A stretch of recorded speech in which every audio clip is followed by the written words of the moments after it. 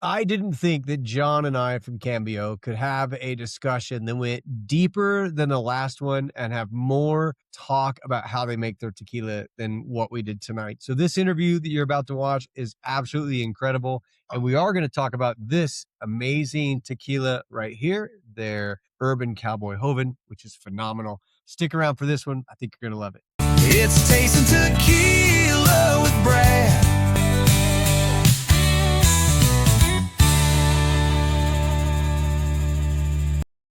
All right, guys, I had a treat for you guys tonight. One of my absolute favorite tequilas, but most of all, one of the most knowledgeable and fun to talk to people in the tequila world. And even though he's a chef, and also on here, he is a som, but I love that he puts that he's just a tequila dabbler. It's awesome. Chef John, how are you doing tonight, my friend? I'm doing great. How are you? I'm doing fantastic. I mean, I get to spend the evening talking to you, so how can I go wrong? Yep, my pleasure, man. It's a lot of fun. I love it. Well, before we get started, I've had this bottle. I just took the plastic off. I haven't poured it yet. I can't wait to try it tonight with you. So I am going to pour some of your Urban Cowboy Joven, I love it. and I can't wait to try this. I've heard nothing but amazing things. Super So cool. I'm excited about talking about it and all the other awesome stuff that you have going. It's funny. I don't even have a bottle. We pull usually a couple cases of every special one we do, and it's all in Nashville right now. So our guy Andrew down there actually has it. So I don't.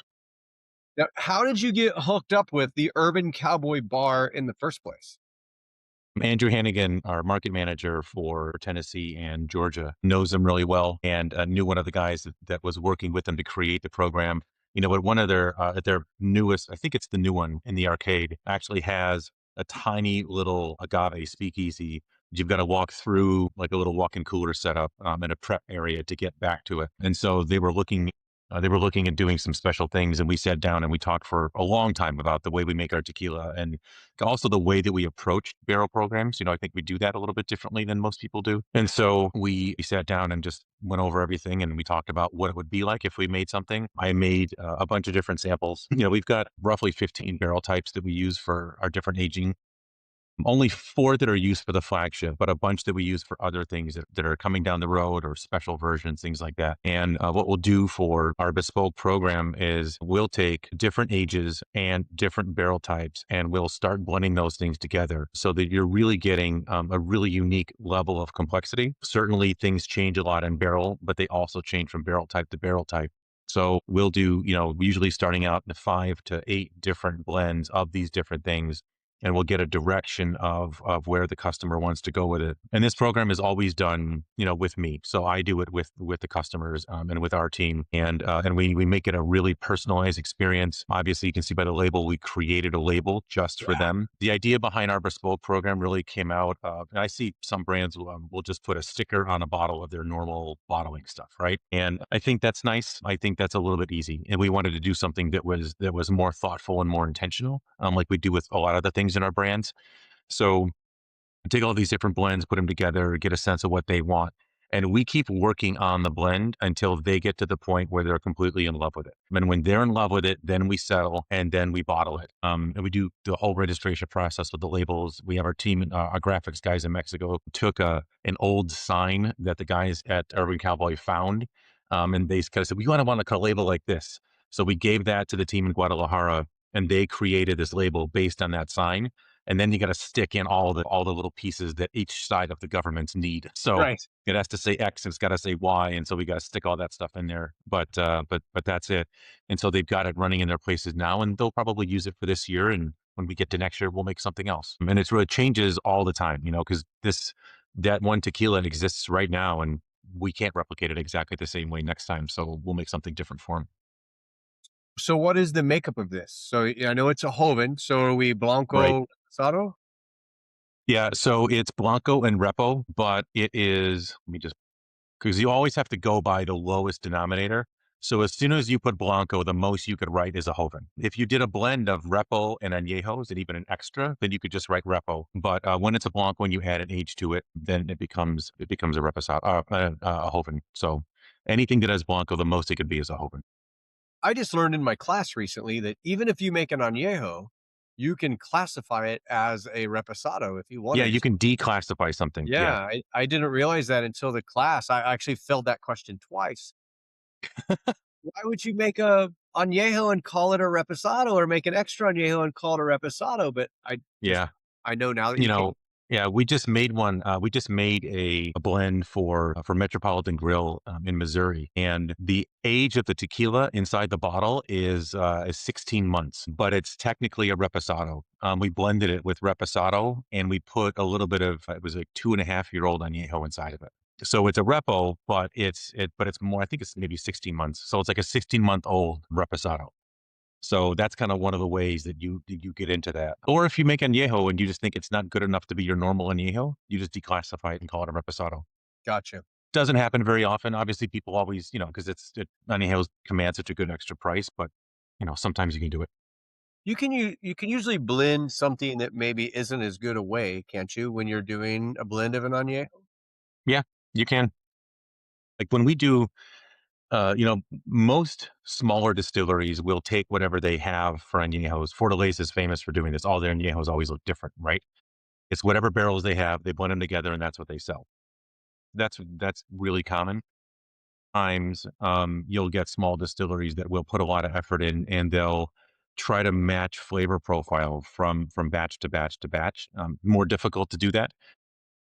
Definitely more difficult for us because our añejo uses three different barrel types and the different ages.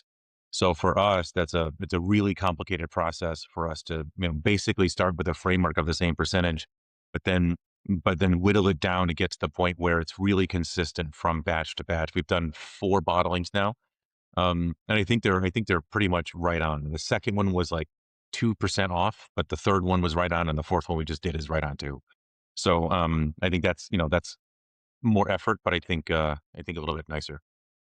So I think all of your blends are amazing when I drink your repos and your añejos. So now I'm gonna go for your personal taste. So if you were gonna pick Blanco just in one barrel type, and you were to drink that aged barrel type, what would be your go-to barrel? God damn, I don't know. Um, okay, so uh, it's a toss up. I wouldn't have said this 6 months ago. Right now, so we have a number of 40-year-old Olorosa sherry casks that we've got stuff aging in that we've never bottled, we've never used for anything. We'll be using it for something that's coming up in the fall. And I thought for the last few years, I'm like, when is this ever going to get around? Like it just kept waiting and waiting and waiting. It was really, really slow to finally start moving. And then we had it like a month ago, and my wife and I were just like, Jesus Christ, it's incredible. And you compare the one from 5 months earlier, and it still wasn't there yet. So I would say a toss up between the really old sherry casks and our white Madeira casks, and then I don't know, maybe a white Bordeaux cask. We've got a couple of things. We use the Bordeaux cask for a regular Blanco and for a Reposado and stuff like that. But we've got a couple white Bordeaux casks that we set aside earlier on from some of our earlier productions, and there's some really old tequila in them, and it's really interesting. A lot different than I thought it was gonna end up going, and it really just took a long time in the barrels.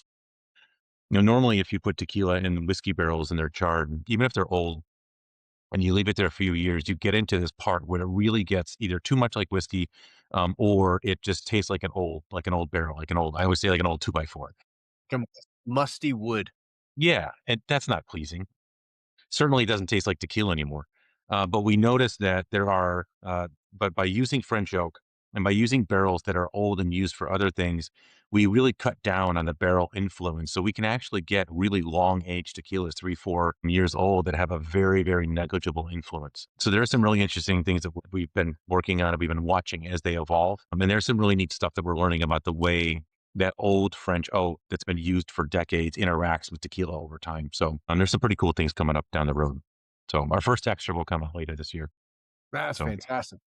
yeah, Well, be really there's an old school tequila guy that's been around for a really long time that believes, French oak is the only way to go. And Enrique Fonseca yeah, has done a great job taking tequila that's been aged forever, yeah, blending that together and going, holy holy cow, it still tastes like tequila. Like it It doesn't does. just like Yep. barrel. So I Yeah, I like had some of his doing that. 15 year and out at Dave Titus' place in Phoenix a couple months ago, and he was super generous and just grabbed a bottle and we started sipping on it, and I'm like, Jesus Christ, it's unreal how good it is. Yeah. Um, so it's actually it's really really cool. There's a lot of neat things about French oak, and I know that there when we first started, we got grief about using French oak from a number of important influencers, and they really There's question, such a why thing. we do it or why are we using it. Yeah, well, they certainly think they're important. I don't know. I'm not really sure how much tequila they sell or how many brands they own, but they certainly think they're important. And so there was always a little bit of argument. People have different opinions about whether French oak is right, but I'll tell you as a person who has studied flavor and aroma and complexity my entire life, without a doubt, French oak is the right wood treatment for tequila. I say this all the time, but tequila is all about its delicacy and its high tone aromatics. It does not need what I think American oak is like a sledgehammer to spirits, right? And whiskey does well with that. Whiskey needs that. Tequila doesn't. Tequila needs like a nice supporting pillow underneath it to just help lift it a little bit and add a little bit, but not get in the way. And American oak has a hard time doing that normally. And I'm not saying we'll never use American oak. We do have a couple of small things we've been working on right now. I love rye barrels with American oak. I think those are interesting. But generally, if you make regular everyday tequila and you age it, it just should be in French oak. It's as simple as that. So it'll take a while for the industry to get there. Certainly, we weren't the first people to do it, but I think that we talk about it as much as we can, and we really want to make sure that people think about the way that you age things, not just how long has it been in a barrel for, and what that aging does to it. So I think it's important. Well, so let's nerd out a little bit. So the difference between an American oak barrel and a French oak barrel, isn't it and I may be completely wrong, but isn't it the softness of the wood and how the alcohol goes into the wood and comes out of the wood? Yeah. Whereas So, a couple things about it, just so that everybody who doesn't know understands that part. American oak barrels are always made from American white oak that's from the U.S. and it could be from different places. But Tennessee, Kentucky certainly makes a lot. There's a lot from Missouri, but French oak needs to be from France. Barrels are trees are cut down, coopered over there, and then sent over here. One of the differences is in the fineness of the grain of French oak is different. American oak has a really fat, wide grain. It also is, I'd say, a little more astringent, a little more sappy. And that's one of the reasons why it's used for whiskey and why it holds up well to heavy duty charring is because of its particular composition. But French oak isn't really for that. It's meant for delicacy. And the wood is supportive and integral. It doesn't, you're not trying to use the wood to make the spirit.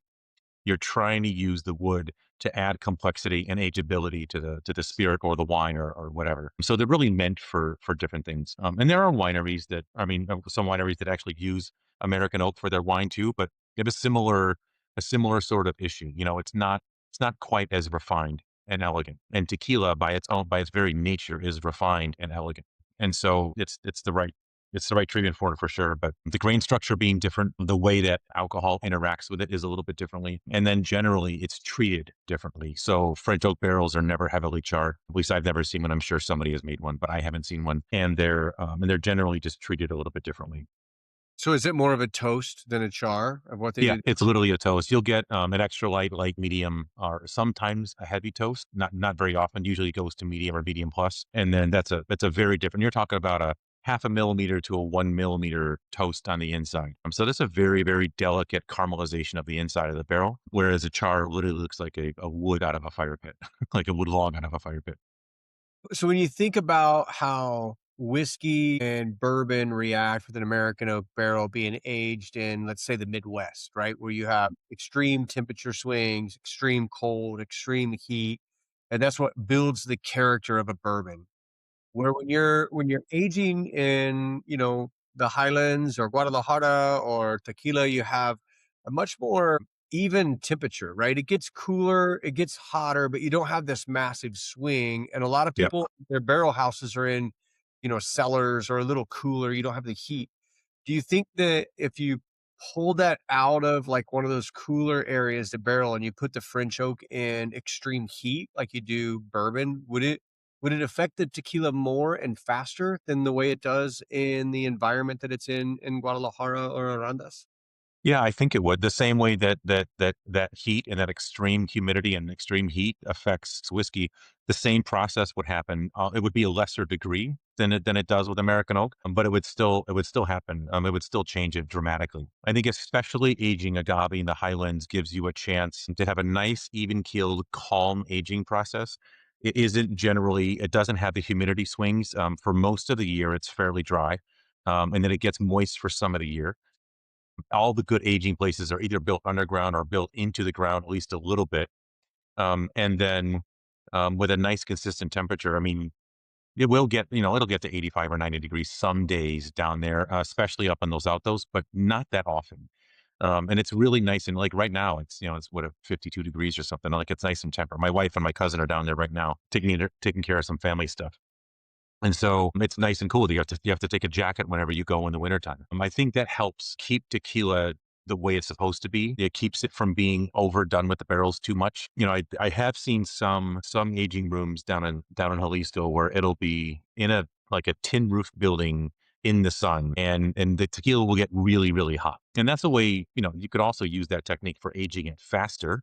I don't think that makes it better, but it is a way to age something quicker, to have more barrel influence in a smaller amount of time, right? But aging down there is very, very different than aging really anywhere in the U.S. Even if you were in the dry Southwest or in Texas and you age stuff, it's baking hot, with not huge humidity, and then it's a little bit cool for some of the year. And then Kentucky is hot and a little bit cool, but a lot of humidity. And there's guys that age stuff up in the Dakotas, and whiskey doesn't age the same way up there, as it does in some of the lower states. So it certainly makes a big difference. The part I think that's vastly different from tequila is that we're not looking for 7 or 8 or 10 years of age on it, right? We're looking for a year to 2 to 3 years, generally at most. We're not sitting there trying to get heavy caramelization and heavy extraction of oak flavor, the way that whiskey is. So a nice calm environment, I think, is better, and just the right amount of time. But the calmer your environment is, and using the right type of oak can actually allow you to get a longer time frame, which can build complexity and still not get in the way of the tequila. Yeah, I totally agree. Have you ever heard of Carlos Camarena explain the difference between Blanco, Repo Añejo, and Extra Añejo? No, I haven't, not specifically. Okay. I'm gonna give it to you because I think it's awesome. So this right here is an unbelievable representation of what tequila is supposed to taste like. And this is the picture of tequila, of agave, right?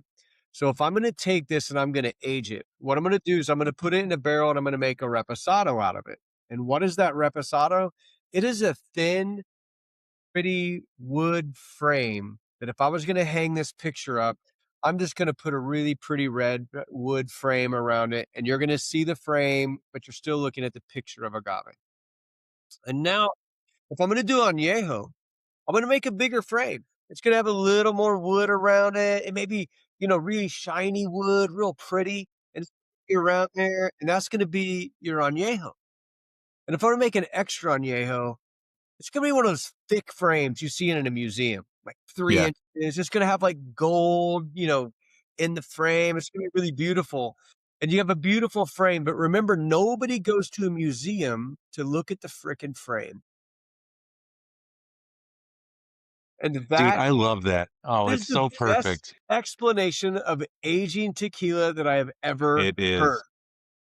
It is. I'm totally gonna work that into all the stuff that I talk about. Yeah, and when you think of the I'll Camarenas, give him credit. Don't from worry. Yeah. Carlos to Felipe both, they both age in such a light manner, right? I mean, you could bring out this tequila that is aged for 15 years and it's gonna be lighter than this Hoven, right? But Yeah, it is really the picture of what they do, and when I heard that explanation, I'm like, "That makes so much sense," because nobody's taken a picture of white whiskey and right. drinking the whiskey off. No, never. Although we love doing it in tequila, right? I mean, all of us nerds would rather drink it at 70% alcohol in the middle of the hearts than do anything Yeah, else. So it's completely different than any other spirit. Is the aging is just framing what already is amazing and drinkable. So yeah, you'd like that. I do, it's great. I just I'll make sure I point out every single time I use that this is Carlos's idea. I'm not stealing it from him. I'm just reiterating what he said because I think it's important and I believe in it. and that's why I put that out there. That wasn't my idea. That was totally from Carlos. But That's really funny. I love explaining that to people, at tastings. You have these bourbon bros, and these people that are drinking nothing but aged spirits trying to come over Right. to tequila and getting the depth of understanding of the complexity of the plant. Yeah. And then, this better than probably most. The flavor factory is totally fermentation and what you're doing there. Yeah. And then the rest is just framing all of that great flavor you've came up with. Yep. Yeah. All barrels should always be a supporting element, right? Yep. It should never get in the way. Nothing should ever get in the way but being tequila first. So it has to be tequila first. 100% agree. So you said you've got an XA that'll be coming out this year, you think? Do. Yeah. I know what it's going to be now. I wasn't sure for a really long time what it was going to be, but I know what it's going to be now. And let's see. And nobody's going to know anything about it. I'm actually, I think I'm intentionally not going to tell anyone so that it'll be a blend of multiple different things of multiple different ages. And it's going to go into a bottle. It's going to go into a bottle with a black label set on it. So it'll be a black on black label. And then it's going to say Extra Añejo on the bottom and it's going to have my name on the back. And that's it. That's There's it? nothing on. We're so open and transparent about everything, and we talk about everything we do all the time. I wanted to do one really really cool special thing that everybody could sit around and argue about what's in it forever, and nobody's ever going to know. That's So awesome. my wife knows, my cousin knows, and that's going to be it. We're going to blend it ourselves in the distillery. We're not even going to let the distillery guys know what it is. What day are you doing So that?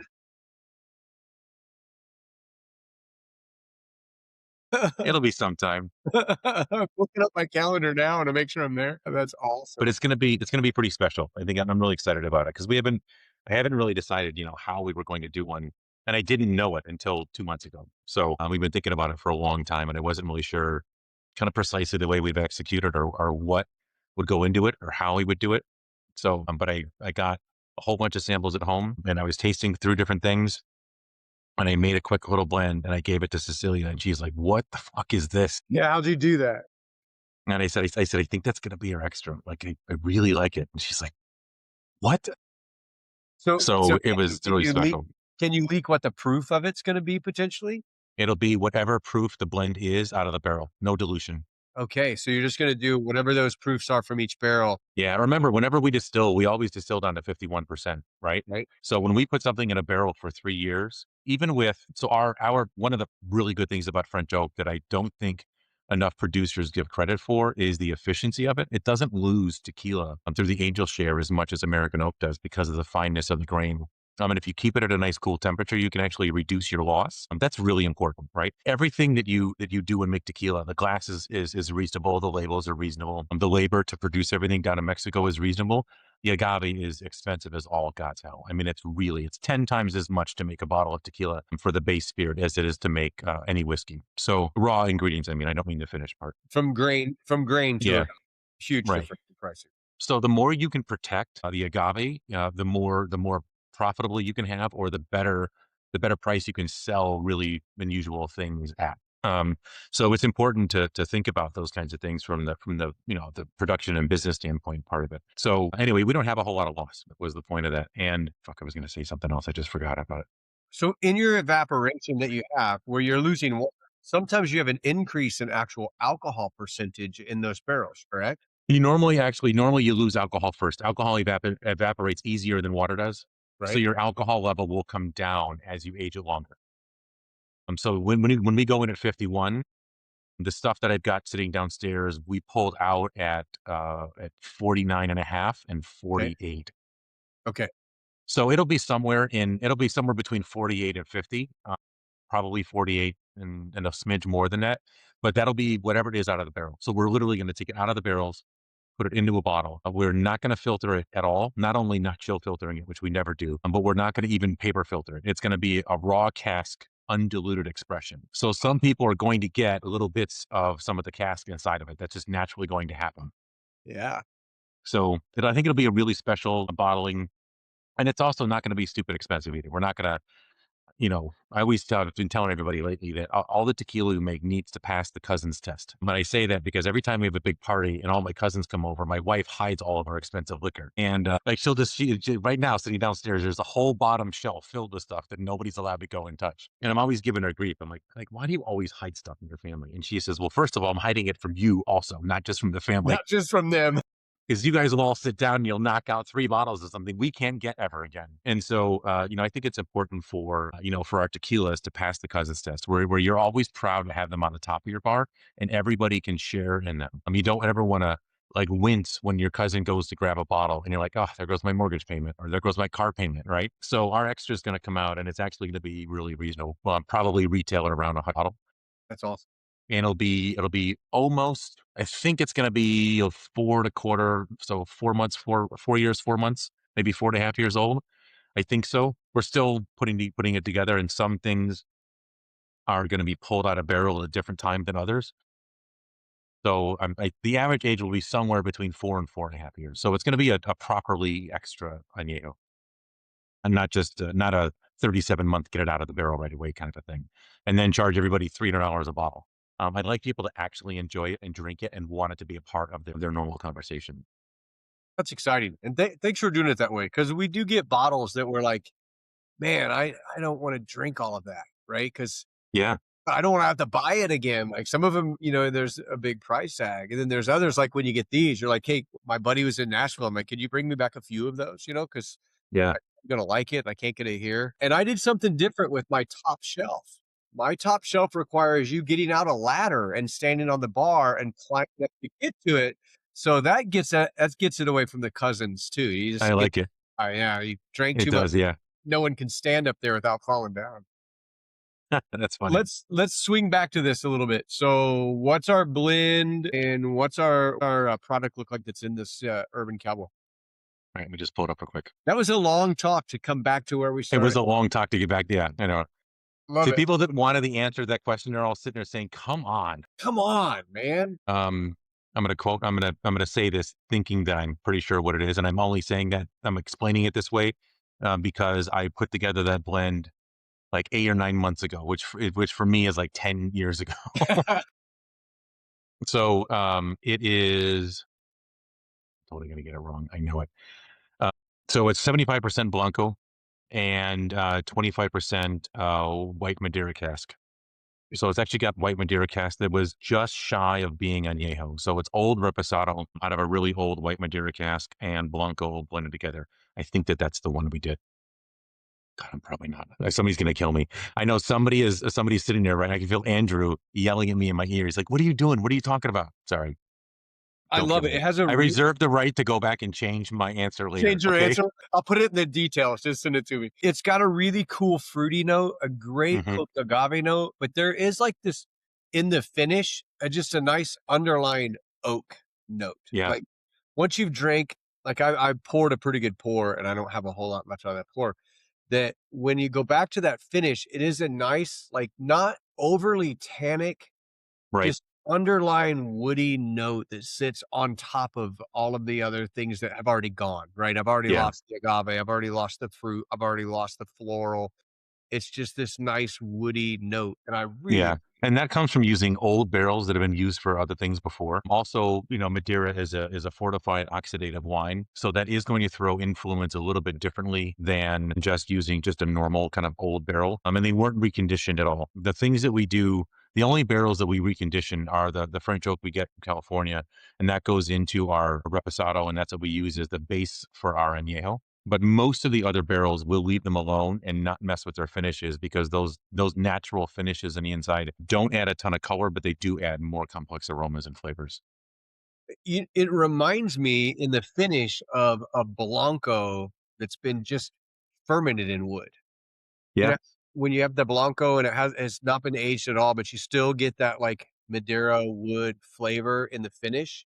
yeah, It's like that, but times 10. Like, it's just way more layered of oak, yeah.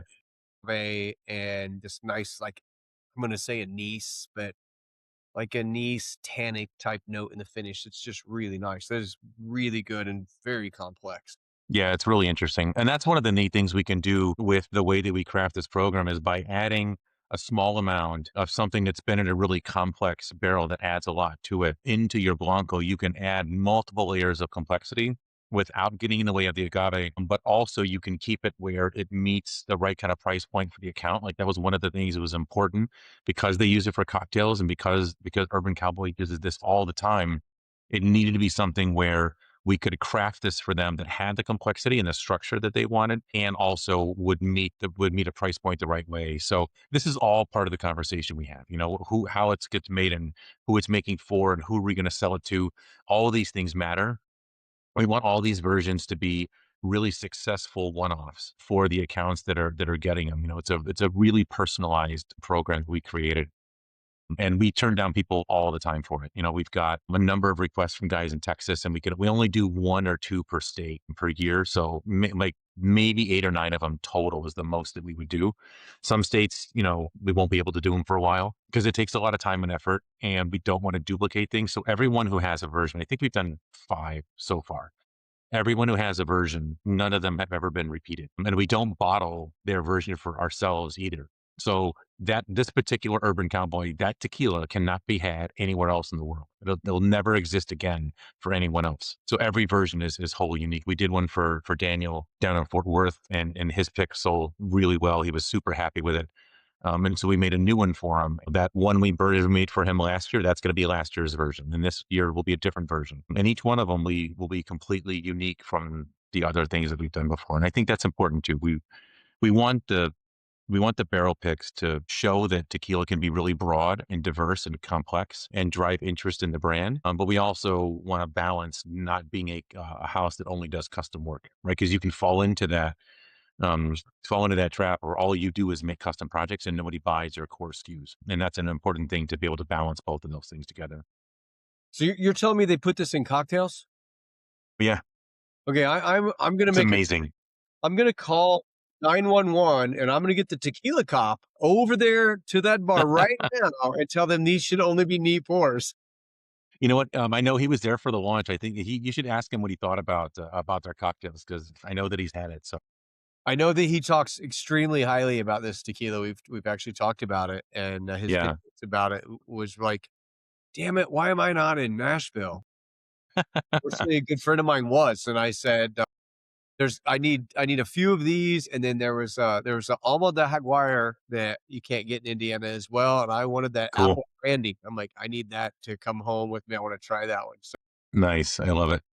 we're trying our best to make Indiana like other states and be a great haven for amazing tequila. It's gonna take a while, but we're definitely Yep. doing as much as we can to make that happen.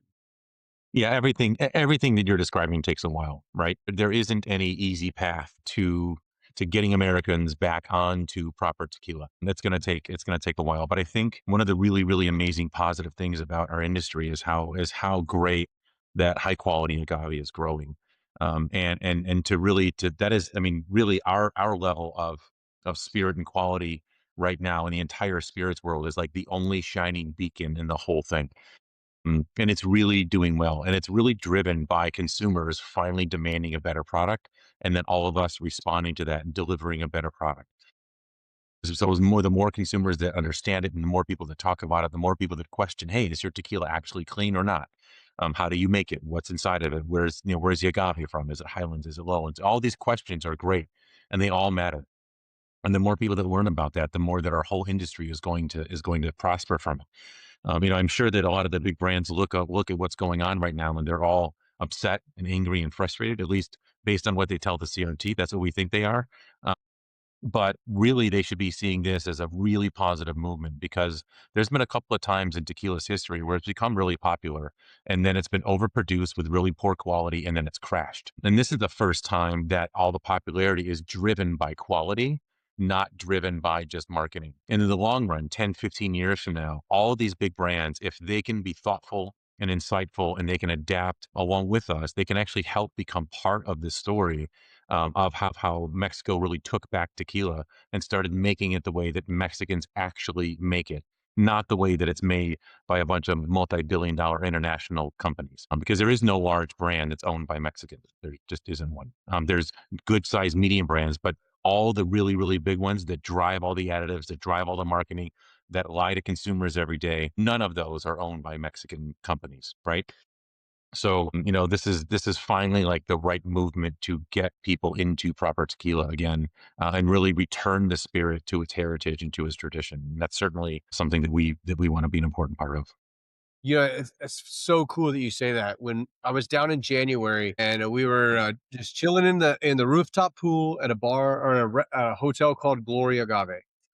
Gloria Agave is a really beautiful little hotel that's right on the outskirts of the town of Fortaleza. And we were chilling in the pool, drinking a bottle of Don Falano, just kind of spending our afternoon because we had an open afternoon, a busy evening. And two of the people in the pool were both employees of Cuervo. And Interesting. and How they did were this go? what no, they were very interested in what, the content that we do and why there's this philosophy around the brand and really good, open, awesome conversation. Oh, that's cool. And a few minutes later, I look up and Ted Genoways walks into the pool area, and that is the author of the Tequila Wars. Yeah. And Ted's like, dude, I watch your videos. I'm like, I love your book. Like, so we had this like little bromance, if you will. And we had a great conversation. We sat there for a few hours and ended up just being us and Ted. And I said, what are you drinking? And he's like, this is called La Rocas 1906. And I'm like, okay, tell me about it. And he's like, taste it first. And he poured it in a glass. And I'm like, that's pretty solid tequila. That's pretty good. What is it? And he said, this is Cuervo and the Beckman family saying, we want to make a tequila that Jose Cuervo would have drank. So Nice. stone oven, roller mill crushed, wild fermentation, copper distillation, absolutely no diffuser, blended in, only for sale at the store. And he's like, it's a test pilot for them to go back to show that they can make a tequila that is authentic.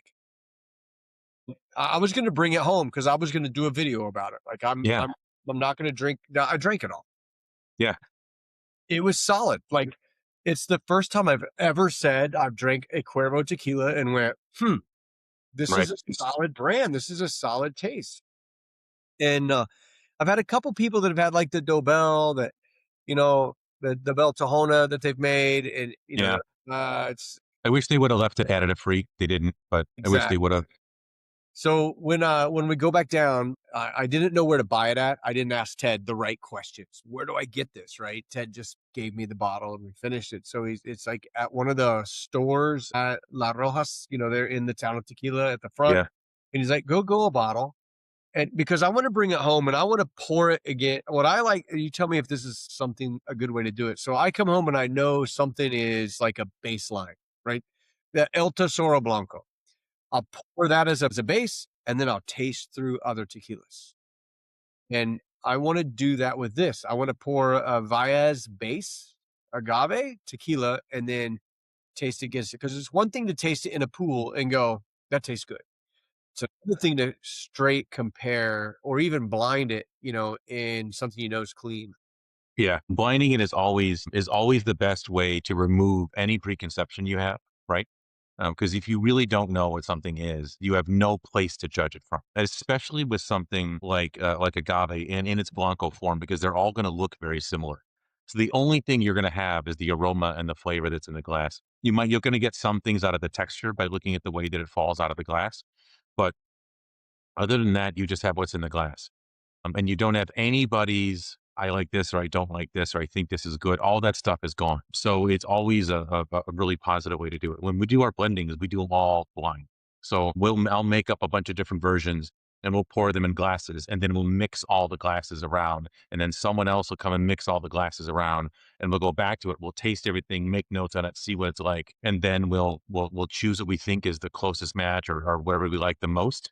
And then we'll look in the bottom of the glass and see what we wrote in the bottom. So it's a way to remove your preconceptions, and which is also, it's hard to do, right? Because even if you know something is Cambio, you know that you're going to like it.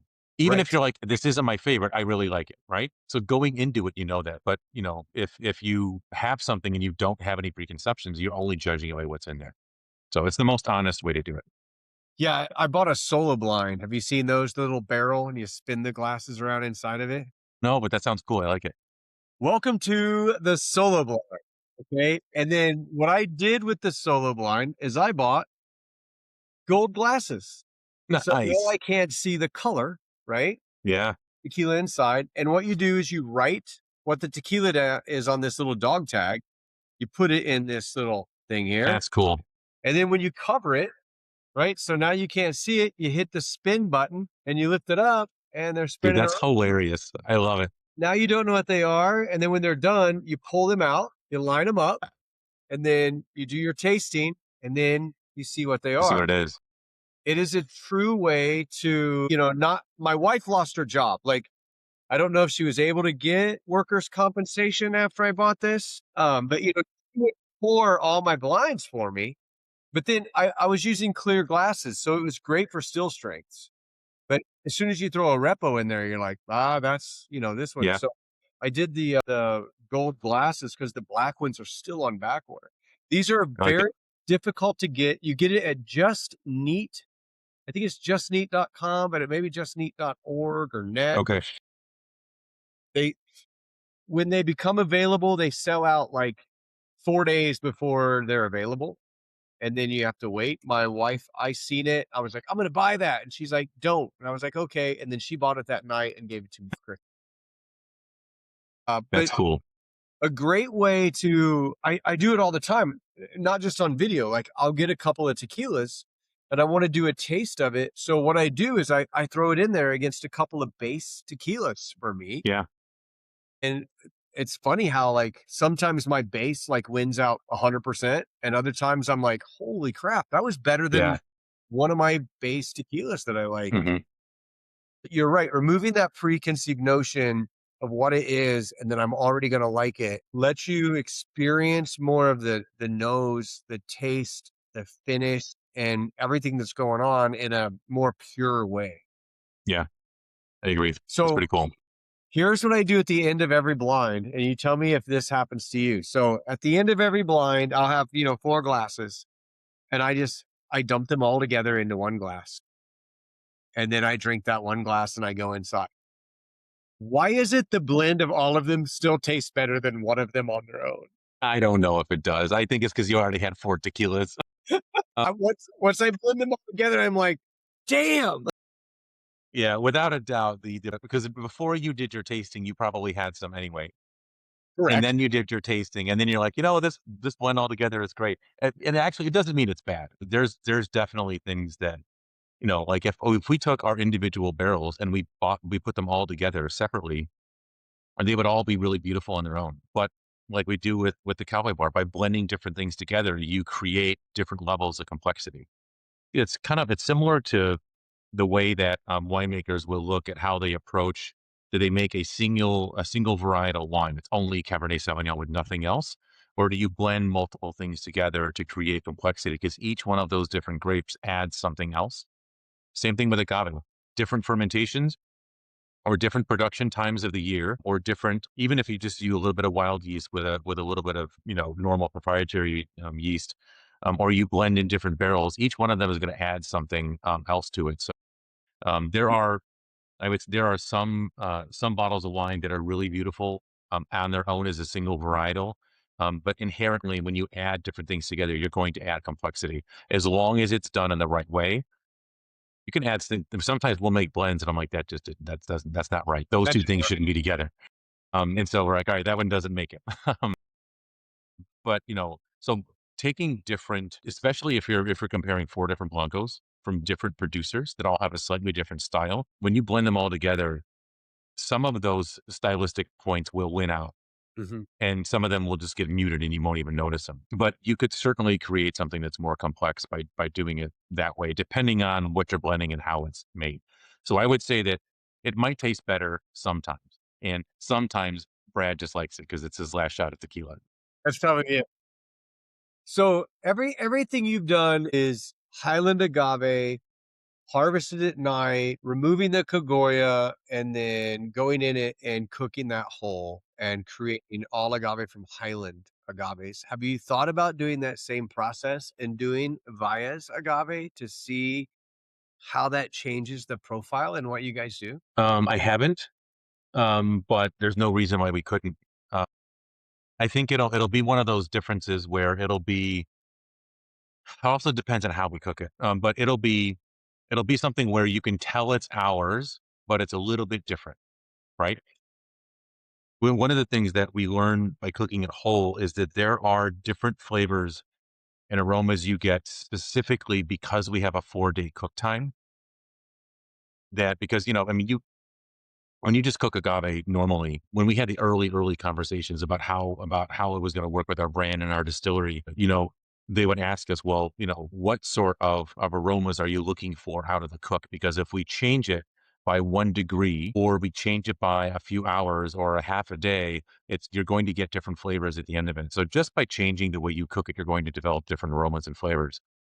So by changing it to whole in the way we do it, we have a whole different set of parameters now to work with. And I think that's one of the things that makes our tequila unique. It's one of the parts of it that because there isn't anything that really tastes like Cambio. Um, For and sure. and I'm not saying that makes it automatically better. I'm just saying it makes our flavor profile different and unique. We get that way because of how we cook and because of how we do fermentation and because of the yeast that we choose. It's all these little changes add up to creating a completely different product than what other brands are able to create. But definitely cooking whole produces different aromas and flavors than doing it, a traditional way. And also, a 4-day cook time wouldn't work if you had them, if you didn't have them whole. So yeah, it's just one of those things. It just comes out in a different way. So when you do that long cook, like most people are doing a 10 to 12-hour cook, and then they're shutting off all of the steam and they're dumping all of what we call bitter honeys, but there's no honey in Yep. there. It's just Right. dirt. Yeah. So do you do a longer initial before you dump the bitter honeys before you go into your basic cook? Or are you still doing that same 10 to 12-hour cleanse of the agave and dump it out? Trying to find the best way to answer this without telling you how we do it. I sort of. I will say that we do a similar, yes, we do a similar cook and a similar discard. We discard a little bit differently than most people do. We don't discard as much and it tastes different than the normal bitterness you would get out of it. And So I'm gonna assume that because you're not cutting them and you're not going through that process, you also don't have as much dirt and waste on the plant that yeah, some people would have we in the have zero on the plant. Like our plants go in the oven, they're still wet on the outside when we put the plants in the oven because they're that fast out of the farms. So we have no moisture loss at all. There's no drying. There's no chemical reaction between the plant because we don't spend 2 or 3 days waiting where the starch will start to break down. So it our plants also are not harvested in fields that have dirt on them. A properly mature agave field should spend the last 2 to 2.5 years of its life with a ground cover grown. So the rows are actually filled with plants, with different flowers and plants to help regenerate the soil that are between a foot and 2 feet tall. So when our agave gets cut down, it's laying on top of grass. There's no soil absorbed or there's no soil at all. so you So don't when everything, have a clean crew going in before no, because and as soon as it's done, they grind it all up and put it right back in the soil and plant new crop crops for it. So, which I mean, I've seen uh, so many different types of production yeah, that's yeah, a and different everybody has a different way to do it. And then, yeah, like I said, I've seen guys that like they'll pay people to manicure the fields until the day they harvest it. too, yeah. Yeah, and that's fine for their particular way of that's how they want to do it. That isn't necessarily the best thing for the soil, though. And when you care about sustainability and you care about the quality of the next agave that's going to go in that farm, we want to get that soil ready to receive as 2 cover crops and then, or as 3 cover crops and then agave later after that. So everything gets harvested, it's laying on top of grass or in flowers, and then it gets put inside of a really clean truck. When it goes into our ovens, it's perfectly clean. There is nothing on the agave at all, and so it just starts cooking that way. So there's a little bit of a difference. We have a pure product going into it. It's also really fresh. So our bitter honeys aren't quite as bitter as what you would normally expect, and we don't take off as much as everybody would. So See, just a little bit different.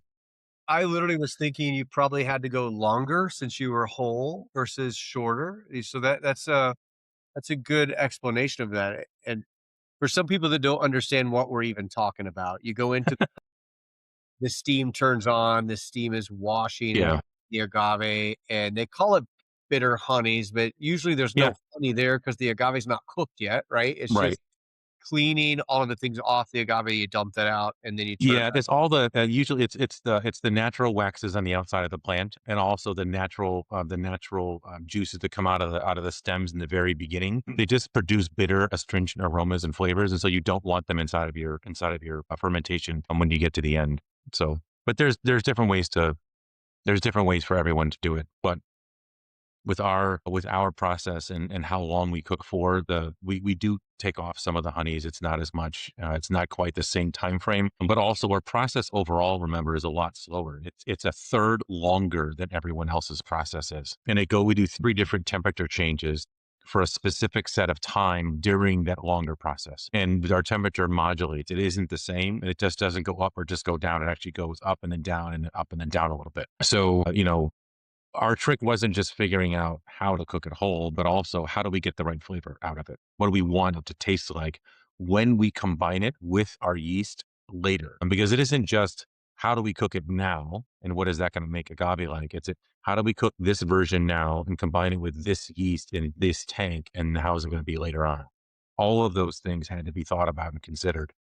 We don't just, throw everything together and say whatever happens, happens. We were intentional about all those different choices. And that makes it sometimes difficult to produce without the right people watching it and doing it. We've got 4 people that work for us now in Mexico that literally oversee our entire production. Every other small brand, and they all make great tequila, but all those brands are going to a distillery and they're working with the distillery to create the tequila, and then the distillery executes the entire thing for them, right?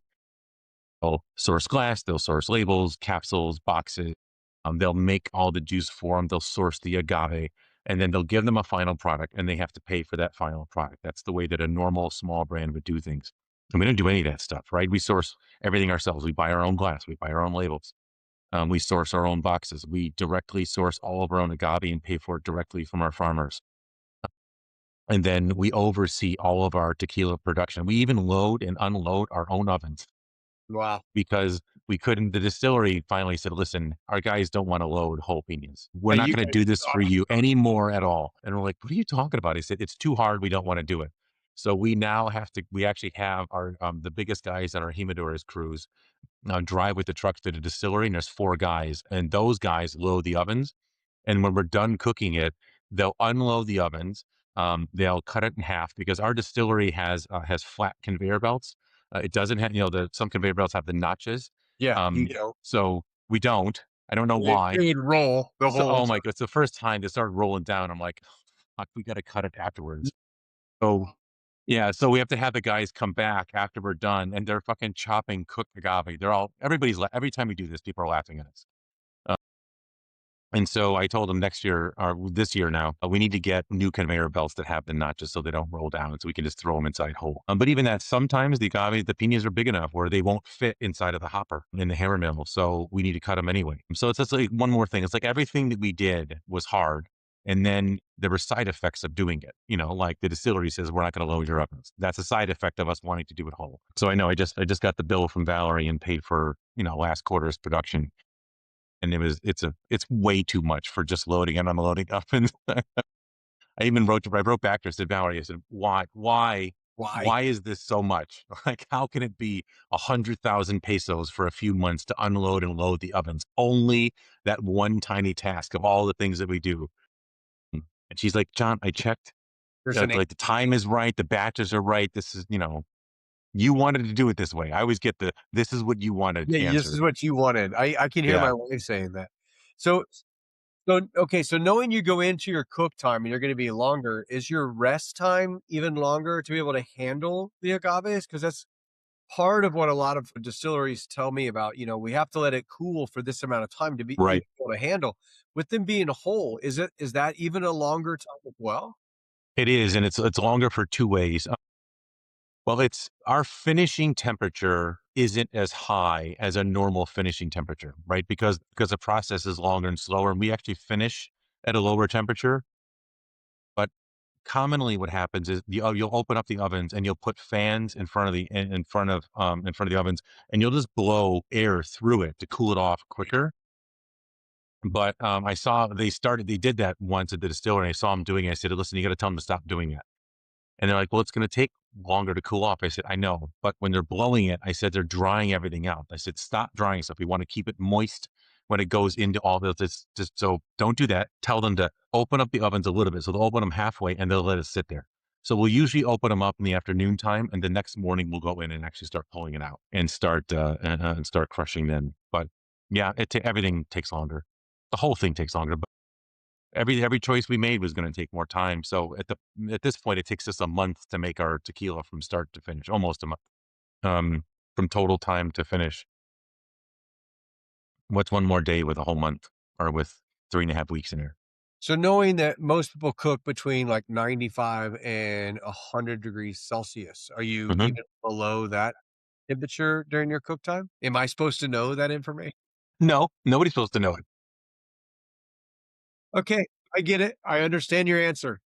I will tell you that, one of the things that there were a few things that we wanted in the very beginning, in the early days, when we talked to master distillers and they told us that what we wanted to do was not going to work, and or some ideas just weren't good ideas, or it would be too difficult or too time consuming or too whatever. One of the things that everybody told us is that it wasn't possible to cook whole, and there wasn't a way that you would cook the outside too fast, the inside would be raw, or you would cook it wrong and you would produce too much fufurales, and then you'd have to filter all the tequila later, and it would be nothing but problems. And so, Buffarellis are bad alcohol that is created yeah, to get up in oof, it's a serious problem. Yeah, it only gets people, it's only mildly poisonous. So, and I know we've made batches that had too much, and so we did it. I think twice that happened where the ovens actually got too hot, and that happens sometimes, right? Even we have 3 ovens at the distillery, and every one of them cooks a little bit differently from the one next to it. They don't all cook exactly the same. I can't get anybody to explain why that happens, but it's the same oven of the same size and the same construction and the same steam, but they don't work the same way. Is So it the we'll actually same cook in differently every in the kitchen ovens. you have? Yeah, like every stove isn't quite the same, right? Okay. Same thing. Even in your house, if you've got like side by side ovens, one is a little bit different than the one next to it. So it just works that way. So we had a couple batches with too much, and we had to take like 5% out, and you run it through a special filter. I think the University of Guadalajara developed a special filter for taking that one chemical out and not doing anything else. But all the batches we made, we had 2 of them, I think, that were a little bit too high, so we had to filter it. Anyway, but the point is that you've got to be careful of that, and if you overcook your agave, you're always gonna run into that problem. Everybody just told us that it wasn't going to work.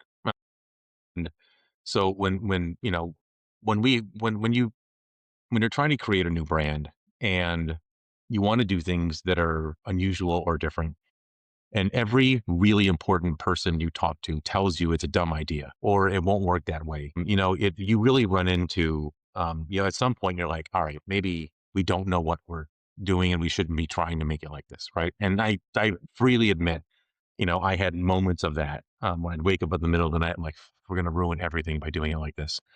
Um, We're gonna I have think, to call mezcal. yeah, or God, I mean, we got to call it an agave spirit, right?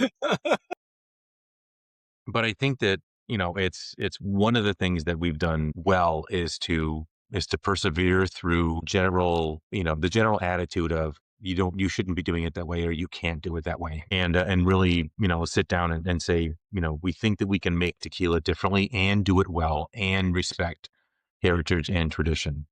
We took our whole team down to Mexico, all of our sales team down to Mexico last February.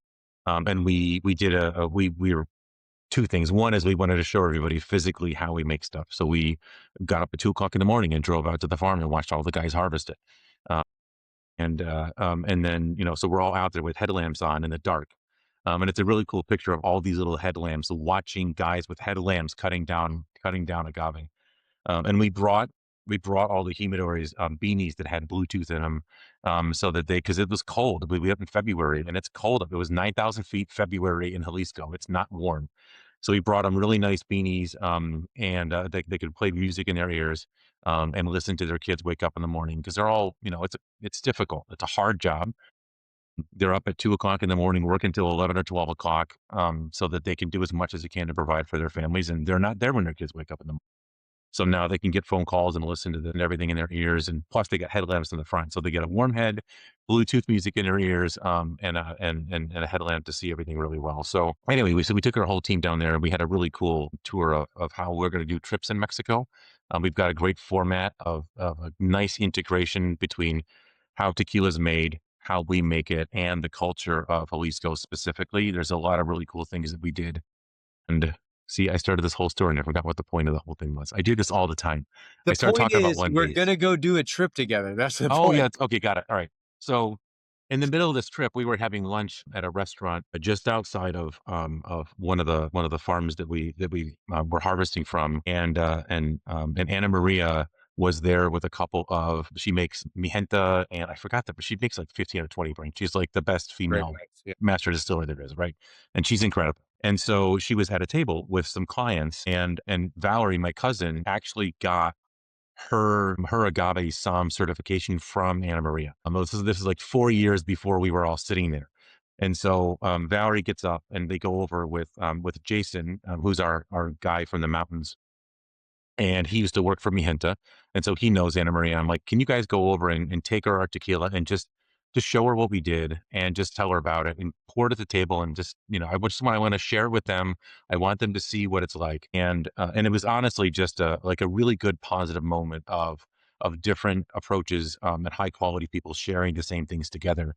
Um, and everybody was really happy. She was unbelievably gracious. And I think that the one of the really neat moments about it was that she had asked my cousin, who makes this for you?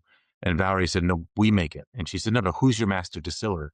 And Valerie said, we don't have one. We make it. And Anna Maria had a really hard time grasping that there wasn't a person in charge of making our tequila, that we had sat down and done all of these things together. And we didn't actually have a master distiller. We still don't have one now.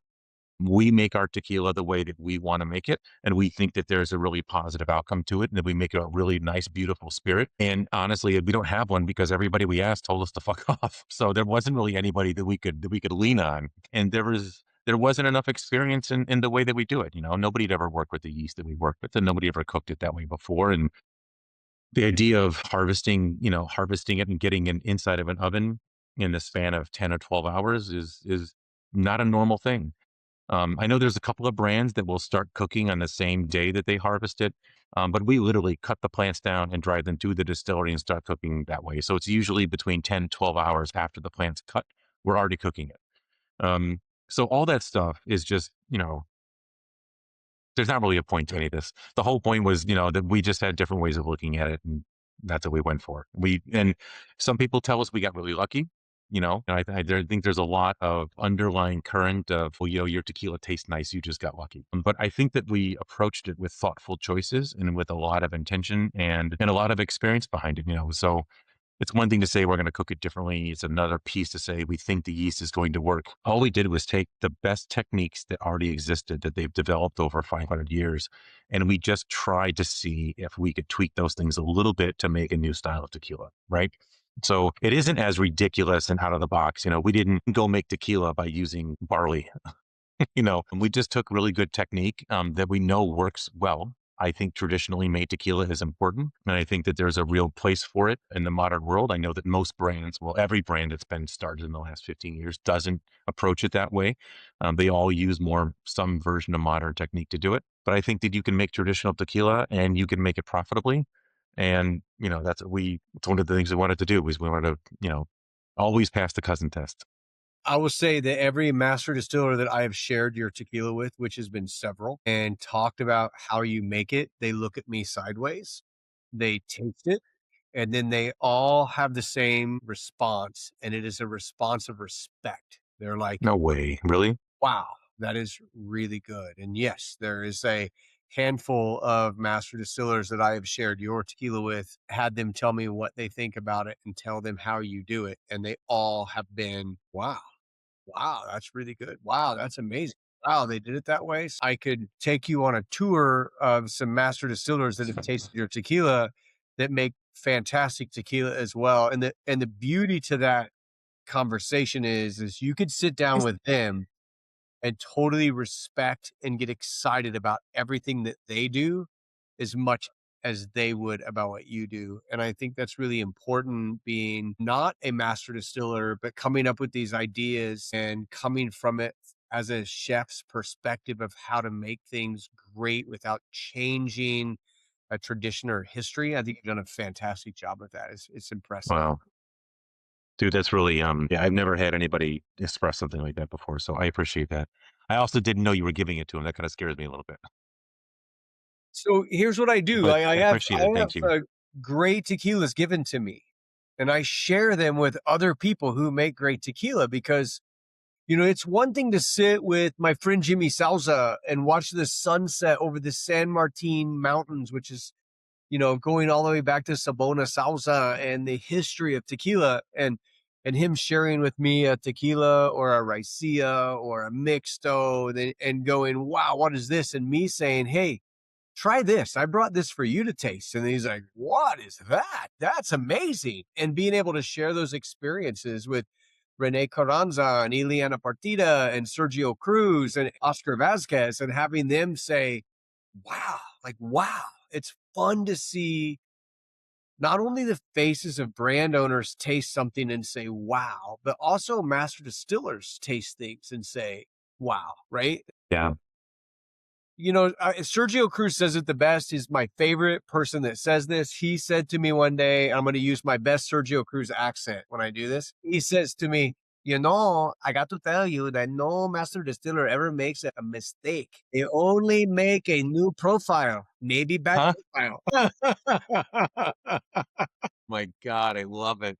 That's so good. And he's like, it's true. Like we experiment, we make a new profile. No one may drink this one. Like this may Yeah. need to go in with the vinyasas and completely taken out to the fields, but it's a new profile. And I love that about him. I love how he'll share what he's doing and how he did it. And Sergio is right now probably one of the most inventive, exciting master distillers in the business.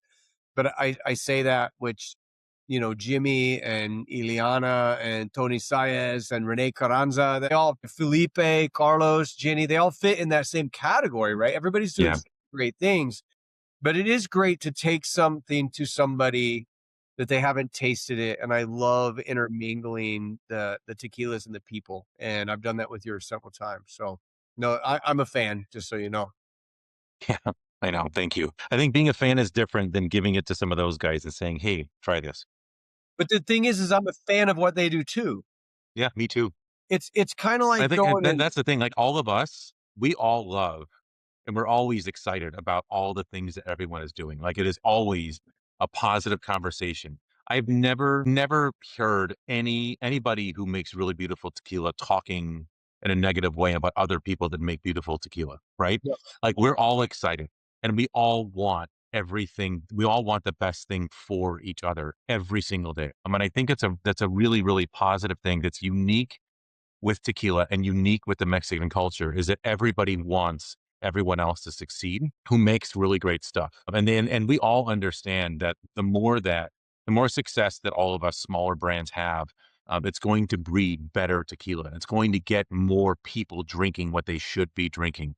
And we're all going to win at the end of it. I mean, taking the industry from 15% additive free to 40% additive free in the next 5 or 6 years would be life altering for an incredible amount of people that deserve it, and also for the industry in the future. And I think we'll get there. I don't think what I just said is unreasonable. I think it is a completely attainable goal. I would love it if those guys at Cuervo, for that little tiny brand they made, like, go help us make more like that, right? Start talking about the way that Jose actually made his tequila and people used to actually drink it.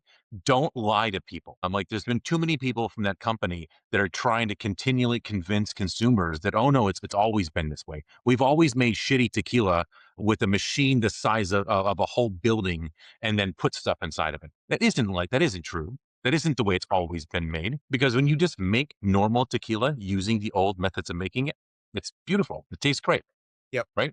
All the Agreed. modern stuff is new. This didn't exist 150 years ago or 2 or 300 years ago.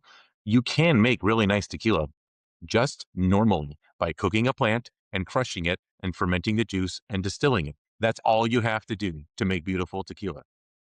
It isn't rocket science. It's literally not rocket science, right? Now, when I explain to Their people, job, the way they make it now is harder than making it traditionally. It's cheaper, it's but it's cheaper. actually more difficult. Yeah. It's agave vodka, and Yeah. when I explain to people that most distilleries that are making traditional tequila fit in my barn right here, right where I'm sitting, I can fit Fortaleza right in here, right? Maybe not their new part, but their old part. And then when I talk about the fact that a diffuser is the size of a basketball court, Yeah. literally a professional basketball court is the size of a diffuser to do what it does, and understanding those things. People are wanting to learn though. These videos, these hour plus explanations of how it's made get more views, and people spend more time watching these than my silly reviews. The reviews are fun, but I can't do an interview every day because I don't have time. Yeah. Nobody has time for this every day. So I want to transition just a little bit and not take up a whole bunch more time, but you have produced one of the things I'm most excited about trying. I'm an espresso martini guy, right? And I have converted several restaurants in the Indianapolis area to stop making their espresso martinis with vodka and make that Mhm. with tequila, and not even tell people that it's a tequila espresso martini. They are better for you. They taste better. You don't wake up with a hangover, and you have more of a complex espresso martini. Totally. About these coffee drinks you got, because I can't wait to try this stuff. I know. I should have grabbed the bottle. It's all the way downstairs right now. Um, yeah, because you don't have one. I promise I will get on sending you one. It'll go out. I'll place the order right now. It'll go out. You'll have it in 2 days. So I think I'm going to give you the spiel that we generally tell people about coffee liqueur. I don't love most coffee liqueurs. I think they all suffer from one of three different flaws, or some of them suffer from all of them. They're too sweet and sugary. Yep, They don't have enough coffee, yep. and they don't have enough ABV. So about 9, 10 months ago, God, it's been almost a year now. I started to think about like how would Cambio make a coffee liqueur? Like if we could make one, what would we do? What would be the base spirit? How would we control the coffee? What type of sugar would we add to it? What would the flavor profile be? So I sat down and I thought about, where is the coffee? When I'm in Mexico, where does the coffee come from? And I think I always tell this because most Americans don't understand that there's a lot of coffee grown in Mexico, and most of it doesn't leave the country. Mexicans drink it all, and they grow beautiful coffee in every state. Not every state. I think there's 8 or 9 states that grow coffee, maybe 10. Isn't Chipola's like the best though of all the coffee in the Yeah, area? so the coffee we use comes from Chiapas. It's the southernmost Yep. state in Mexico. It borders Guatemala and it looks like mountainous and jungle. Like it's the perfect coffee growing place. It's my favorite state where it comes from, so I chose that to make this product with.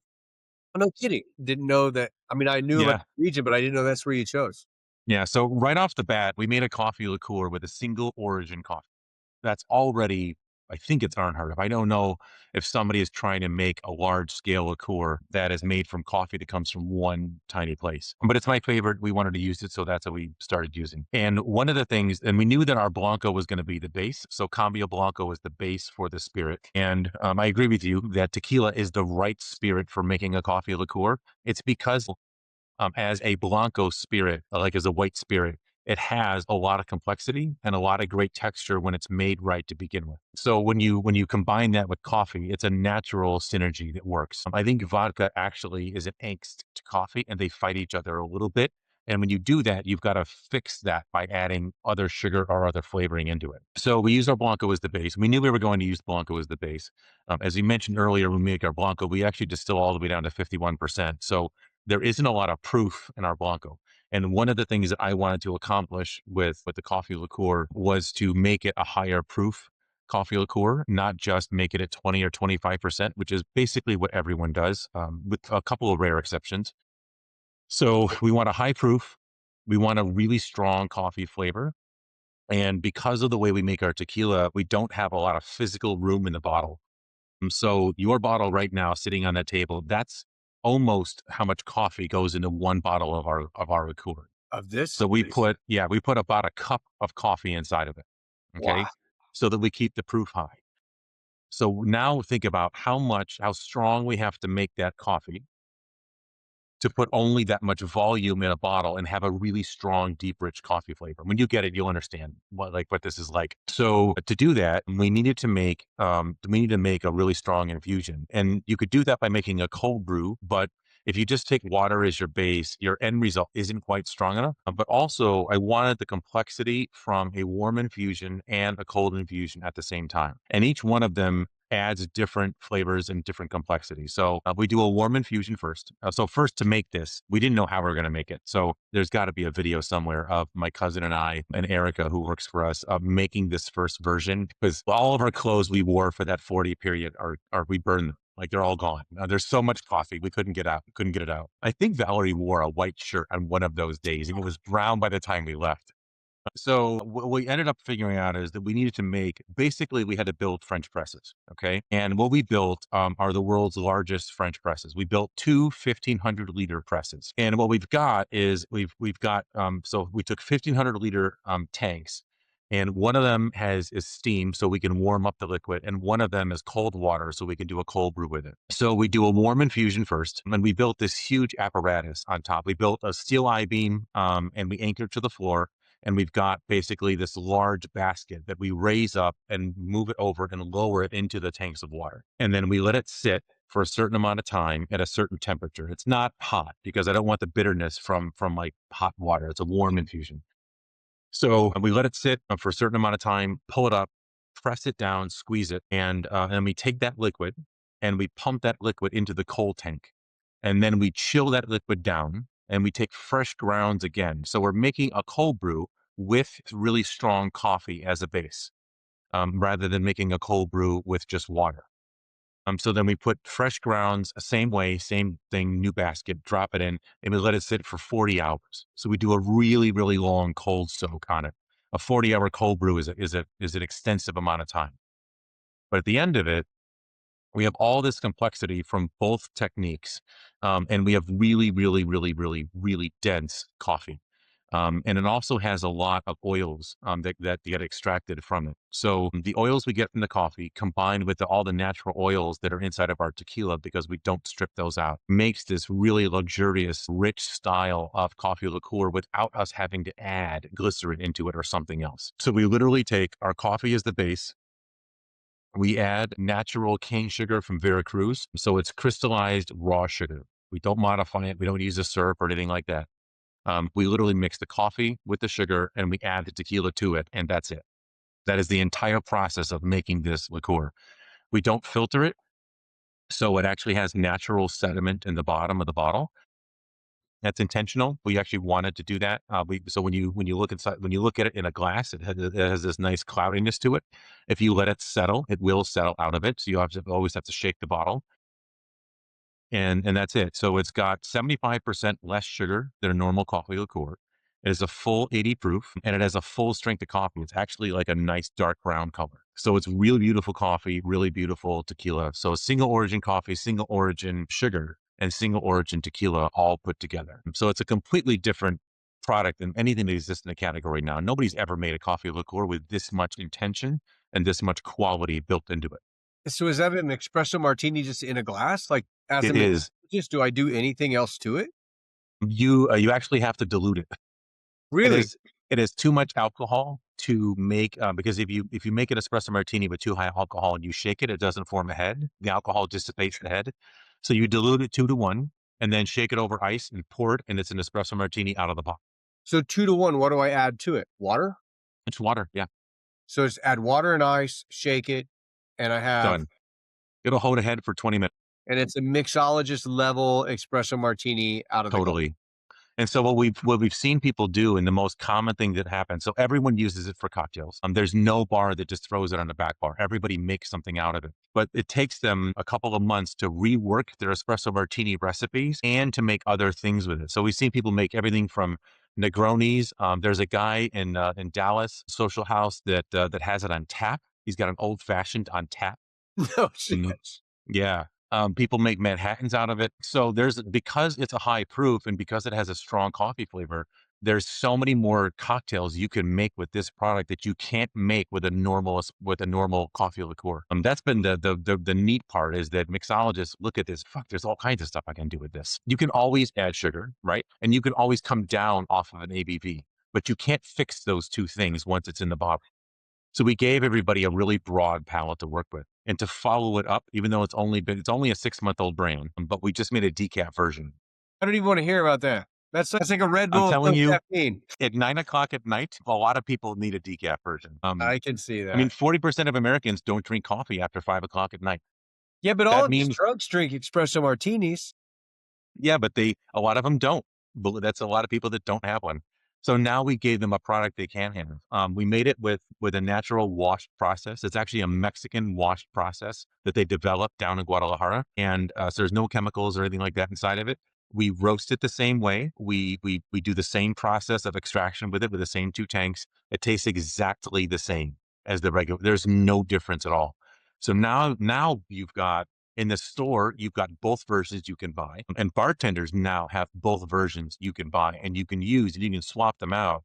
So you've actually got a product that people can have a decaffeinated espresso martini at 10 o'clock at night and go home and sleep really great. Yeah, that's awesome. So that doesn't exist. Like, nobody's ever done one like that before. So as a breakfast drunk, can I make a good Carajillo out of it? It makes the best Carajillo you ever had, because it fixes the sugar that's inside a liquor 43, which isn't supposed to be there. It's too much. Sure.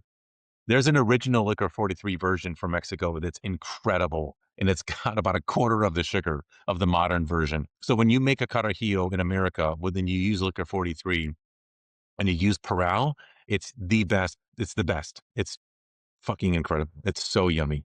I can't wait. Everybody's like, "Are you doing dry January?" And I'm like, "No, I'm trying to do dry mornings. Like, leave me alone." Carajillo is like my go-to like Mexican drink. I love it. I don't drink them at Yeah, home. You know, I drink sugar-free Red Bull at home, but when I'm in Mexico, it's a Carajillo every morning. all And the time. Yeah, uh, it's great.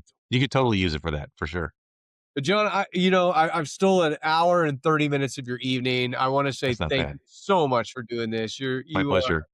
So informational, so fun to talk to. I can't wait to grab a steak with you next time you're in town. But I Sure, also man. want to make that trip up to Chicago and come visit some of your amazing award-winning restaurants where my friends tell me that I have to call you to get a reservation because they're so good too. So I definitely have to take you up on that. That'd be cool. We got to do a show when you come up here. We have to find a way to do a show up here at one of the restaurants. That'd be I cool. got a camera. I got microphones. We'll make it happen. That's easy. And We'll make it just so work. you know, I've told you this before, Mi Casa Su Casa. If you're in this area, my bar is here for you to come drink at. You can stay here. You can go out to the track and race BMWs and Porsches whenever you want to. You just let me know. And I just want to say thanks so much. Thanks for making great tequila.